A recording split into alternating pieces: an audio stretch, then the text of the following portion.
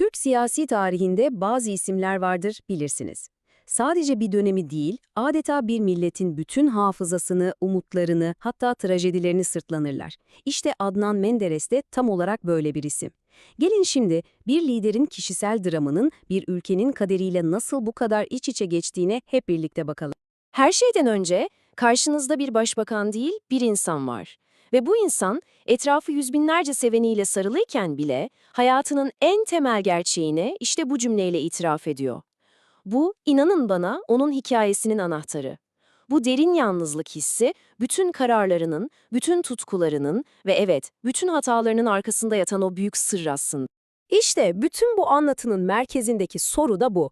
Kıratının üzerinde Anadolu'yu karış karış gezen, halkın sevgilisi haline gelen bu adam, peki ama nasıl oldu da kendini bir dar ağacının soğuk gölgesinde buldu? Cevap, sandığınızdan çok daha gerilerde, onun çocukluğunda gizli. Ama gelin, biz hikayeye en sondan, yani her şeyin bittiği o sabahtan başlayalım. Hikayemiz bir zaferle değil, bir düşüşle başlıyor. Takvimler Türk demokrasi tarihinin en keskin, en acı dönemeçlerinden birini gösteriyor. O sabah radyolardan okunan o bildiriyle birlikte 10 yıllık bir devir bir anda kapandı.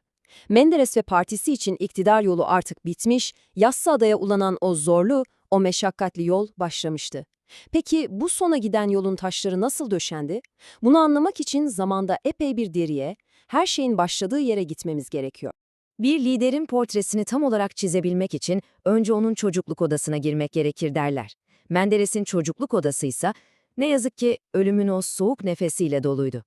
Şevket Süreyya Aydemir'in de dediği gibi bu adeta bir kayıplar zinciriydi. Düşünün, kara bir hastalık, o zamanların vebası verem, küçücük Adnan'ın etrafını tamamen boşaltıyor. Önce annesi, sonra babası, sonra o küçücük kız kardeşi, hepsi birbiri ardına hayattan kopuyor. Geriye ise evet, varlıklı ama yapayalnız bir çocuk kalıyor.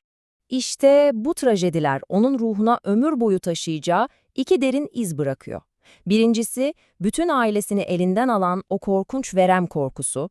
İkincisi ise onu asla ama asla terk etmeyecek o derin, o kemikleşmiş yalnızlık duygusu. Bu iki kompleks, onun siyasi hayatındaki hırslarını, halkla kurduğu o tutkulu bağı ve zamanla muhalefete karşı artan tahammülsüzlüğünü anlamamız için gerçekten de kritik bir öneme sahip. Menderes ve onun nesli bildiğimiz okul sıralarında değil, tarihin en çetin sınavlarında pişti. Onların okulu hayatın ta kendisiydi. Hayat mektebi dediğimiz şey, ders kitaplarından değil, cephelerden, işgallerden, yıkımlardan ve sonra küllerinden yeniden doğuşlardan mezun olanların okuluydu. Bu okul, Menderes'e müthiş bir pratik zeka, cesaret ve hızlı karar verme gücü kazandırdı. Ama aynı zamanda onu bürokrasinin, planlamanın, yani işin teorik inceliklerinden de biraz uzak tuttu. İşte bu, onun karakterindeki o ilginç çelişkilerden birini gösteriyor. Düşünsenize, milletvekili seçilmişsiniz ama 33 yaşında tekrar öğrenci sıralarına oturuyorsunuz. Bu durum, hayat mektebi mezununun içinde hissettiği o eksikliği ve bunu tamamlama arzusunu ne kadar net gözler önüne seriyor, değil mi? Bu, onun pes etmeyen, mücadeleci ruhunun belki de en net kanıtlarından biri. Ve sonra sahneye Türkiye'nin siyasi iklimini kökünden değiştirecek o tarihi slogan çıktı. Bu slogan sadece bir partinin değil, adeta bir halkın da sesiydi. Rakamlar bazen gerçekten her şeyi anlatır. %64, bakın bu bir seçim zaferinden çok daha fazlasıydı. Bu 27 yıllık tek parti yönetimine karşı biriken ne kadar beklenti, ne kadar umut varsa hepsinin sandıkta adeta patlamasıydı. Ve bu patlamanın merkezindeki isim de tabii ki Adnan Menderes'ti. Şimdi şöyle bir durup çocukluğundaki o derin yalnızlık kompleksini hatırlayalım. İşte o çocuk şimdi milyonların sevgisiyle kucaklanıyordu. Miting meydanlarındaki o coşkulu kalabalıklar var ya, onun için sadece bir seçmen kitlesi değildi. Aynı zamanda ruhundaki o devasa boşluğu dolduran bir sevgi seliydi. Ve bu bağ zamanla siyasi bir ilişkiden çıkıp neredeyse psikolojik bir bağımlılığa dönüşecekti. Menderes'in 10 yıllık iktidarı Türkiye için tam anlamıyla bir madalyonun iki yüzü gibiydi. Bir yüzünde müthiş bir kalkınma, bir inşa hamlesi. Diğer yüzünde ise giderek derinleşen bir ekonomik ve siyasi buhran vardı.